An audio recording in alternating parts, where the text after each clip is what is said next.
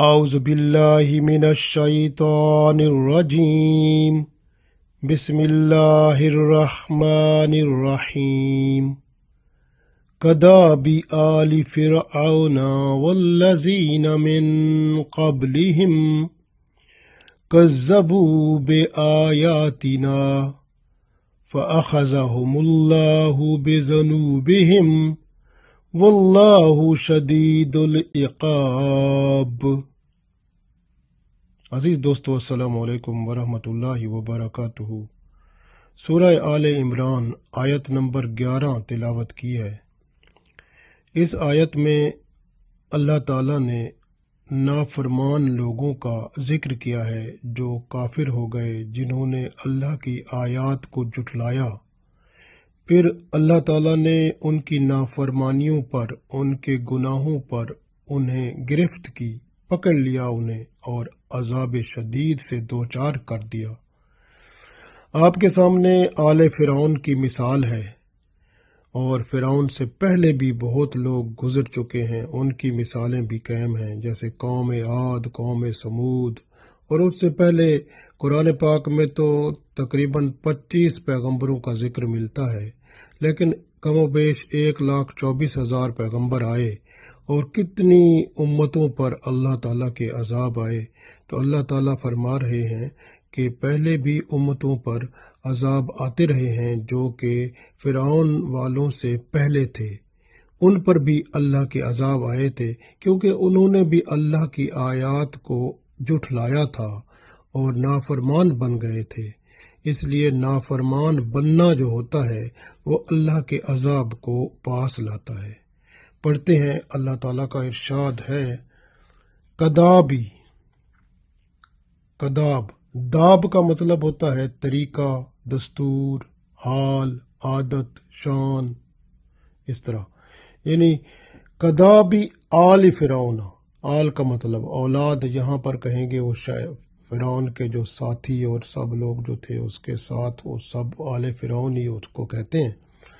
کدابی آل فرعون، ان کا طریقہ، کدابی یعنی ان کا، کن کا؟ آل فرعون کا۔ کدابی آل فرعون یعنی آل فرعون کا وہی طریقہ تھا، یعنی نافرمانی کرنے کا اور گناہ کرنے کا۔ والذین، اور ان لوگوں کا طریقہ بھی یہی تھا، من قبلہم، جو ان سے پہلے تھے، یعنی وہ بھی نافرمان تھے اور گناہوں میں گرفتار تھے۔ تو اس میں سب سے بڑا گناہ اللہ فرماتا ہے کذبو، جھٹلاتے تھے، بے آیاتنا، ہماری آیتوں کو۔ تو اللہ فرماتا ہے ہماری آیتوں کو جھٹلاتے تھے۔ اب آیت سے مراد یہاں پیغمبروں کو جو معجزات دیے جاتے ہیں وہ بھی نشانیاں ہو سکتی ہیں، اور جو تورات دی گئی اس کے اندر اللہ کی آیات جو ہیں وہ بھی ہو سکتی ہیں۔ اس طرح پیغمبر بذات خود بھی اللہ کی نشانیاں ہیں، ہدایت کا سر چشمہ ہیں، تو وہ بھی ان کو بھی جھٹلایا۔ تو ان لوگوں نے پیغمبروں کو بھی جھٹلایا، پیغمبروں کے معجزات کو بھی جھٹلایا، جو اللہ نے ان کے پاس نشانیاں بھیجی تھیں ان کو بھی جھٹلایا، اور جو کتابیں بھیجیں ان کی ہدایت کے لیے اللہ کی طرف سے آئیں، ان کو بھی ان لوگوں نے جھٹلا دیا، ان پر عمل نہ کیا، نافرمانی کی۔ تو اللہ فرماتا ہے فَأَخَذَهُمُ اللَّهُ، اخذا کا مطلب ہوتا ہے پکڑ لینا، گرفتار کر لینا، گرفت میں لے لینا۔ فا مطلب پس،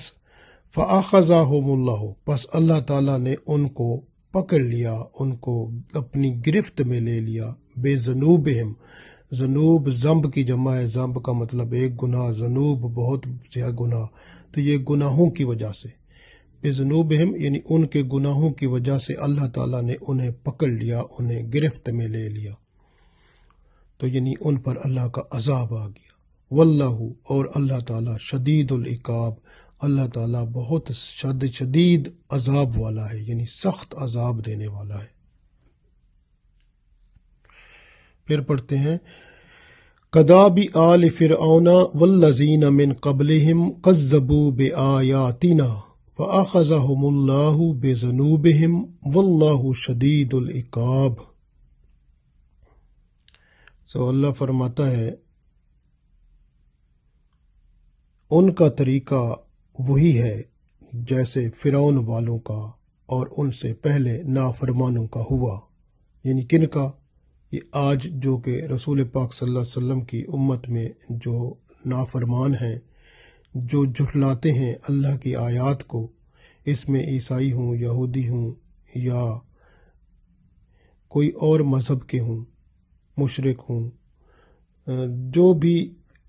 اللہ کے آیات کو، اب قرآن پاک اللہ کی کتاب ہے اور اس کی آیات نشانیاں ہیں، ان کو جو جھٹلاتے ہیں، اللہ فرماتے ہیں یہ بھی اسی طرح جس طرح کہ رسول پاک صلی اللہ علیہ وآلہ وسلم کے زمانے میں اس وقت کے یہودیوں نے رسول پاک صلی اللہ علیہ وآلہ وسلم کے بارے میں جو ان کی تورات میں نشانیاں تھیں وہ سب ان کو مل گئیں، لیکن انہوں نے اس کو جھٹلا دیا، ان کو نہ مانا اور قرآن پاک پر بھی ایمان نہ لائے، رسول اللہ صلی اللہ علیہ وسلم پر بھی ایمان نہ لائے۔ تو اللہ فرماتا ہے ایسے لوگ جو اللہ کے نافرمان ہوتے ہیں، اللہ کی آیات کے نافرمان ہوتے ہیں، جھٹلاتے ہیں، تو ان کا انجام اسی طرح کا ہوگا جس طرح کہ آل فرعون کا ہوا تھا، کداب آل فرعون، یعنی فرعون کی آل کا جیسے انجام ہوا، والذین من قبلہم، اور ان سے پہلے کے لوگوں کا جو انجام ہوا،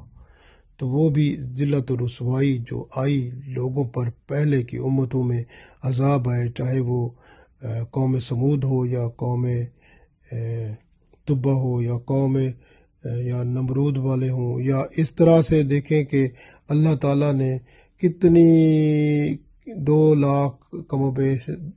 1,24,000 پیغمبر کم از کم بھیجے، تو 1,24,000 پیغمبروں میں سے صرف 25 کا ذکر قرآن پاک میں ہے، اور باقی جو ہیں اب وہ بھی تو پیغمبر تھے، ان کی امتیں بھی تھیں، اور ان پر بھی اللہ کی نافرمانی کی وجہ سے عذاب آئے۔ تو اللہ فرماتا ہے فرعون والوں پر، ان سے پہلے جو گزرے ہیں ان پر بھی اللہ کے عذاب آتے رہے ہیں، کیونکہ انہوں نے ہماری نشانیوں کو جھٹلایا تھا، ہماری جو دی ہوئی آیات تھیں ان کو جھٹلایا تھا، اس لیے ہم نے ان کو ان کے گناہوں کی وجہ سے ہم نے ان پر پکڑ کی، گرفت کی اور ان کو شدید عذاب دیا۔ اب جو ہے یہ جو ان کو بھی آپ دیکھیں کہ رسول پاک صلی اللہ علیہ وآلہ وسلم کے زمانے میں جو یہودی تھے ان کو بھی یہی اسی طرح عذاب ہوا۔ تو کداب آل فرعون والذین من قبلہم کذبوا بآیاتنا فأخذہم اللہ بذنوبہم واللہ شدید العقاب، یعنی ان کا طریقہ بھی جو اب آج کے دور میں بھی جو نافرمان ہیں، اللہ کی آیتوں کو جھٹلانے والے، ان کا طریقہ بھی وہی ہے جس طرح فرعون والوں نے جھٹلایا تھا اور اس سے پہلے جو نافرمان تھے انہوں نے جھٹلایا تھا، یہ بھی اسی طرح اللہ کی آیتوں کو جھٹلاتے ہیں۔ نتیجہ کیا ہوا کہ اللہ نے ان کے گناہوں پر انہیں پکڑ لیا اور ان کو بھی اب پکڑ ہوگی، اس لیے اللہ سخت عذاب دینے والا ہے۔ فرعون والوں کا جو حال ہوا آپ کو معلوم ہے، آخر کار وہ غرق کر دیے گئے، اور قوم عاد کو دیکھیں، آندھیوں سے اور طوفان سے وہ تباہ کر دیے گئے، اسی طرح قوم سمود کا خاتمہ ہوا، اور اسی طرح جو نافرمان تھے دوسری امتوں میں ان کو بھی اللہ تعالیٰ نے تباہ و برباد کر دیا، ختم کر دیا۔ تو یہ نافرمانی میں دیکھیں لوط علیہ السلام کی قوم میں جیسے نافرمانی تھی، ان کو اتنا شدید عذاب آیا کہ پورا طبق زمین کا الٹا کر نیچے پھینک دیا گیا۔ اسی طرح دیکھیں کہ یہ سب کافروں کو کھلا چیلنج ہے اللہ کی طرف سے کہ جس طرح آل فرعون اور اس سے پہلے کے لوگوں نے اللہ کی آیات کو جھٹلایا اور سزا پائی،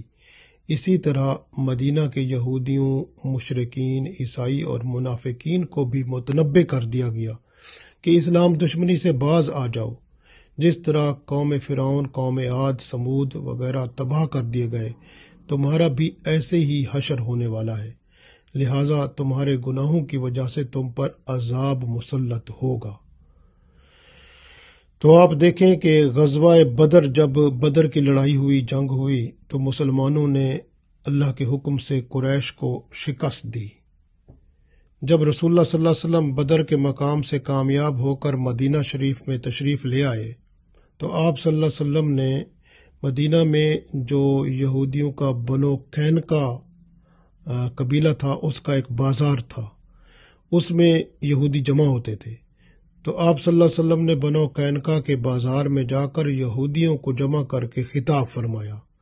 اور انہیں فرمایا کہ اے گروہ یہود، قبل اس کے کہ قریشیوں کی طرح تم پر بھی مصیبت آ جائے تو تم مسلمان ہو جاؤ، حق کو قبول کر لو۔ یہودیوں نے کہا محمد صلی اللہ علیہ وسلم، اب دیکھیں یہودی کتنے عجیب باتیں کر رہے ہیں۔ وہ کہتے ہیں آپ اس کا غرور نہ کریں کہ چند قریشیوں کو آپ صلی اللہ علیہ وسلم نے قتل کر دیا ہے، وہ نا تجربہ کار تھے، جنگ سے واقف نہ تھے، ہم سے آپ لڑیں گے تو آپ کو معلوم ہو جائے گا کہ ہم کس پائے کے لوگ ہیں۔ انہوں نے رسول اللہ صلی اللہ علیہ وسلم کو یہ جواب دیے۔ پھر آپ صلی اللہ علیہ وسلم نے قرآن پاک کی سورہ آل عمران کی آیت نمبر 11، 12 اور 13 تک پڑھی۔ تو آپ دیکھیں کہ پھر اللہ تعالیٰ نے ان کو عذاب سے بھی دو چار کیا۔ یہ سب یہودی قتل کر دیے گئے، کچھ وہاں سے جلا وطن کر دیے گئے، تو ان پر عذاب الہی مسلط ہوا، جس کا ہم اگلی آیت میں مزید پڑھیں گے انشاءاللہ۔ تو ظالم اور نافرمان جو ہوتے ہیں کب تک خیر مناتے ہیں؟ آخر ایک دن چھری تلے تو ضرور آتے ہیں۔ عذاب الہی سے ان کو مہلت ملتی رہتی ہے، لیکن پھر عذاب آ جاتا ہے۔ دنیا میں بھی مصیبت ان پر آتی ہے، اور آخرت کا عذاب وہ تو بہت سخت ہے۔ نہ مال کام آتا ہے، نہ اولاد کام آتی ہے، نہ رشتہ دار دوست کام آتے ہیں۔ عذاب الہی سے کچھ بھی نہیں بچا سکتا۔ اس لیے اللہ نے فرمایا یہ فرعون کی قوم جو تھی، ان پر بھی عذاب آیا، ان کو ذرا دیکھ لو، اسی طرح کا عذاب آپ پر بھی آ سکتا ہے۔ اور ان سے پہلے تھے، جیسے من قبلہم سے مراد پہلے جو موسیٰ علیہ السلام سے پہلے کی امتیں تھیں، ان پر بھی اللہ کے عذاب آئے ان کی نافرمانی اور گناہوں کی وجہ سے۔ تو ان کو دیکھ لیں، اس طرح کے عذاب آپ پر بھی آ سکتے ہیں۔ تو اس لیے اللہ تعالیٰ نے جیسے اللہ کی نشانیاں جو ہیں آیات الہی کی صورت میں، یعنی آسمانی صحیفوں کی صورت میں اور پیغمبروں کے معجزات کی صورت میں آئیں اور لوگوں کو ہدایت کا سامان مہیا کر دیا گیا، تو جن لوگوں نے اس دلائل توحید کو نہ مانا، انکار کیا، جھٹلایا، پھر عذاب کے مستحق ہوئے۔ اور یاد رکھیں کہ جب اللہ کی پکڑ آتی ہے تو پھر کوئی اسے ٹال نہیں سکتا، کیونکہ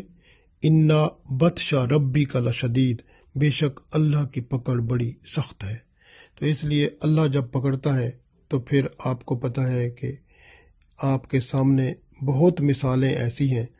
آج کل مختلف اسلامی ملکوں کو آپ دیکھ لیں کہ کس کس ملک میں کس کس طرح کے ماحول تھا، اور اس میں کون کون سی برائیاں اور گناہ تھے، اور اللہ کی ناراضگی کو انہوں نے اپنے سر لیا، گناہوں میں مبتلا ہوئے، تو اللہ تعالیٰ نے غیر قوم کو مسلط کر کے تباہی بربادی کرا دی۔ تو یہ جو ہے گناہ جو ہوتے ہیں، جب گناہ انفرادی طور پہ بندے سے ہوتا ہے تو وہ توبہ استغفار کر لیتا ہے تو اللہ اس کو معاف کر دیتا ہے۔ اور جب ایک بندہ بھی گناہ کرتا ہے، دوسرا بھی کرتا ہے، تیسرا بھی کرتا ہے، اس طرح سے مجموعی طور پر یعنی اجتماعی طور پر جب گناہ ہوتے ہیں تو پھر اللہ کے عذاب آتے ہیں۔ تو اس لیے آپ دیکھیں کہ جیسے اب رشوت ایک عام ہے ایک ملک میں مکمل طور پر، اسی طرح بے حیائی، جنسی برائیاں، شراب نوشی اور یہ جو بے حیائی، برائی اور فحاشی عام ہو، تو پھر اللہ تعالیٰ کے عذاب تو آتے ہیں نا۔ تو یہ آپس میں لڑائیاں، پھر یہ جو دم دھماکے اور یہ چیزیں، یہ کیا ہوتا ہے؟ یہ اس وجہ سے کہ بندے جب اللہ سے دور ہوتے ہیں تو اللہ کی رحمت جو ہے وہ بھی دور ہو جاتی ہے۔ اللہ کی رحمت سے مراد ہے کہ اللہ کی رحمت کے وہ فرشتے جو بندے کی حفاظت کے لیے ہوتے ہیں، وہ بھی دور ہو جاتے ہیں، کیونکہ بندہ گناہوں میں پڑ جاتا ہے تو فرشتے بھی اس بندے کے قریب نہیں ہوتے، تو وہ پھر عذاب میں، تکلیف میں مبتلا ضرور ہوتا ہے۔ اس لیے جو ہے ہمارا جو کام ہے، ہم اجتماعی طور پر بھی اپنے اندر برائیاں دیکھیں، جو ہمارے اندر اجتماعی طور پر برائیاں آ چکی ہیں، ہمیں ان سے معافی مانگنی چاہیے، توبہ استغفار کرنا چاہیے، اور اللہ کے حضور جو ہے کٹھے مل کے، جس طرح جمعے کی نماز ہوتی ہے، عید کی نماز ہوتی ہے، کٹھے مل کے توبہ استغفار کرنا چاہیے، اور پھر دوبارہ کبھی اس طرح کی برائی اور گناہ نہیں کرنے چاہیے۔ اس لیے کہ گناہ جو بھی ہوتا ہے، اور جب وہ ایک دفعہ ہو جاتا ہے اور توبہ استغفار بندہ کر لیتا ہے، اللہ معاف کر دیتا ہے، لیکن جب بندہ اس کو بار بار کرتا ہے تو بندے کی عادت بن جاتی ہے، اور جب عادت بن جائے تو پھر وہ دل کے اوپر، جیسے آپ صلی اللہ علیہ وسلم نے فرمایا کہ گناہ کرنے سے ایک کالا نشان بن جاتا ہے، تو اس طرح بار بار گناہ کرتا جائے تو دل کالا ہو جاتا ہے۔ کالا دل سے مراد ہے کہ بندہ ہدایت سے دور ہو جاتا ہے، پھر اللہ تعالیٰ کی رحمت اس بندے پر نہیں ہوتی، پھر وہ بندہ شیطان کے قریب ہوتا ہے، اور پھر شیطان جیسے چاہتا ہے اس کو اپنی مرضی سے چلاتا ہے۔ اس لیے آج بھی آپ دیکھ لیں، وہ مسلمان جو ہیں، جو اچھے مسلمان ہیں، وہ صرف نام کے رہ گئے ہیں، اور جو باقی ہیں وہ آپ کو پتہ ہے کہ ان کا ذہن کچھ اور ہے، وہ نام مسلمان ہے لیکن ان کے اندر کچھ اور ہے، تو وہ جو کچھ اور ہے تو وہی چیز جو ہے وہ اجتماعی طور پر اگر بہت سارے لوگوں میں پائی جائے تو پھر وہ اللہ کی گرفت میں ضرور آتا ہے، وہ ملک، وہ علاقہ۔ اس لیے جس علاقے میں یا جس ملک میں برائی کسی قسم کی بھی عام ہو جاتی ہے تو اللہ تعالیٰ کی طرف سے اس پر عذاب مسلط ہوتا ہے۔ تو اس لیے اجتماعی برائیوں سے بھی توبہ کریں، اور انفرادی برائیوں سے بھی توبہ کریں، اور اللہ کے حضور معافی مانگیں، اور اللہ سے التجا کریں کہ آئندہ ہم انشاءاللہ اچھے مسلمان بن کر رہیں گے، اور اپنے